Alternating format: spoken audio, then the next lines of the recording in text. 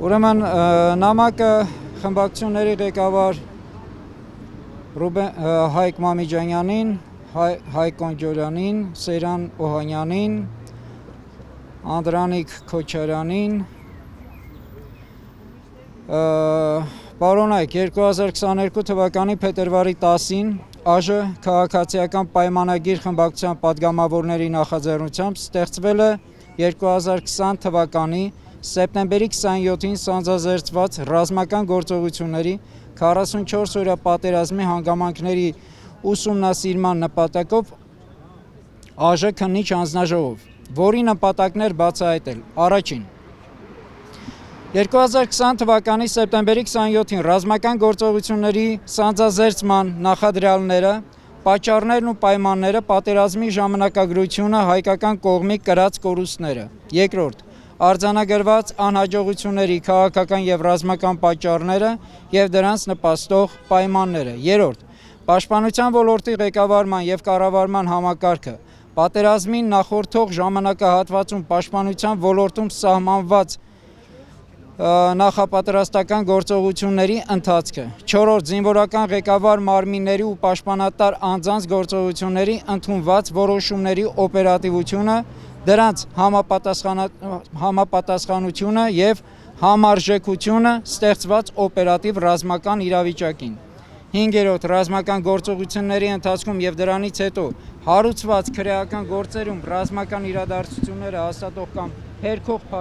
փաստական հանգամանքների ուսումնասիրություն։ 6-րդ, զինված ուժերի ապահովման, թիկունքային սպառազինության, մարտական պատրաստության, մարտական հերթապահության, կրման կանոնների կատարման, զորքերի համալրման, զորքերի ծառայության, հետախուզական գործողություն վիճակի ուսումնասիրություն։ 7-րդ, բանակցային գործընթացը 44-օրյա պատերազմի ավարտը։ Երկու անգամ 05-10-22 թվին եւ 03-05-23 թվին հանձնաժողովի լիազորությունների ժամկետը երկարաձգվել է։ Հանձնաժողովը ստեղծվել է իրավունքի ուժով, քանի որ ՀՀ սահմանադրության 108-րդ հոդվածի եւ ազգային ժողովի կանոնակարգ ՀՀ սահմանադրական օրենքի 20-րդ հոդվածի համաձայն այն ուներ հանրային հետաքրքրություն ներկայացնող հարցերին վերաբերող փաստերը պարզելու եւ դրանք ազգային ժողով ներկայացնելու նպատակ։ 2025 թվականի սեպտեմբերի 3-ին հանձնաժողովի նախագահ Անդրանիկ Քոչարյանը հայտարարել է, որ քննիչ հանձնաժողովի զեկույցն ուղարկվել է ազգային ժողով, ազգային ժողովի նախագահին եւ նախատեսվում էր զեկույցը հրապարակել 2025 թվականի սեպտեմբերի 27-ին հաջորդող լիագումար նիստում, սակայն 2025 թվականի հոկտեմբերի 6-ին հայտարարվեց, որ 44-օրյա պատերազմի հանգամանքներն ուսումնասիրող քննիչ հանձնաժողովի զեկույցը չի հանրայնացվի, քանի որ ԱԺ նախագահ Ալեն Սիմոնյանը որոշել է, որ լիագումար նիստ մտցնելու իրավական հիմքեր չկան եւ այն ուղարկել խորհրդարանի առաջին գաղտնի բաժին։ Գտնում ենք, որ որևէ մեկը նույն թվում եւ ազգային ժողովի նախագահը չի կարող, իրավունք չունի արգելելու զեկույցի հրապարակումը հետեւյալ պատճառաբանությամբ։ Այստեղ պատճառաբանությունները իրավական են, սրան կարող եք հետո եւ գանք այսա 2022 թվականի ապրիլի 7-ին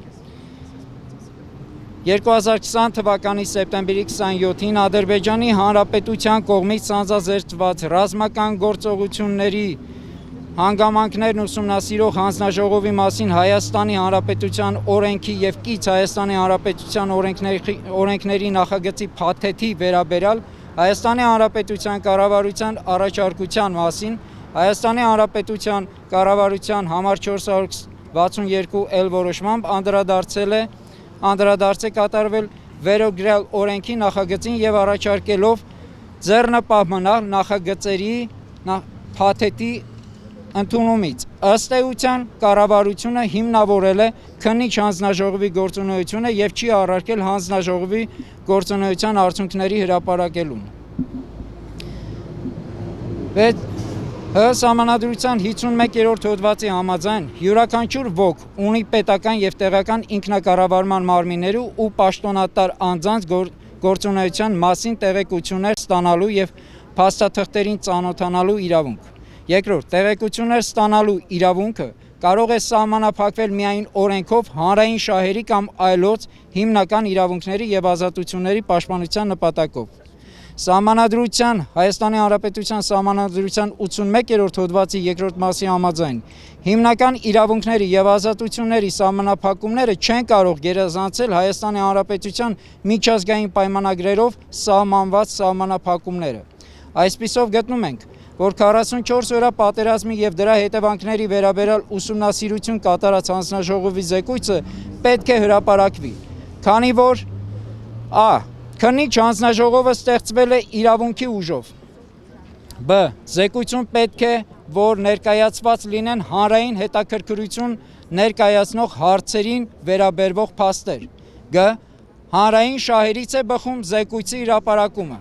Սահմանադրության 53-րդ հոդվածի համաձայն յուրաքանչյուր ոք ունի անհատապես կամ այլոց հետ մեկտեղ պետական եւ տեղական ինքնակառավարման մարմիններին ու պաշտոնատար անձին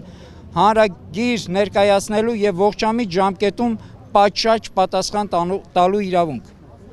Հանրագրերի մասին Հայաստանի Հանրապետության օրենքի առաջին հոդվածի համաձայն երկու եւ ավելի անձանց կողմից միևնույն հարցով հանրային նշանակություն ունեցող հարցերով ներկայացվող գրությունը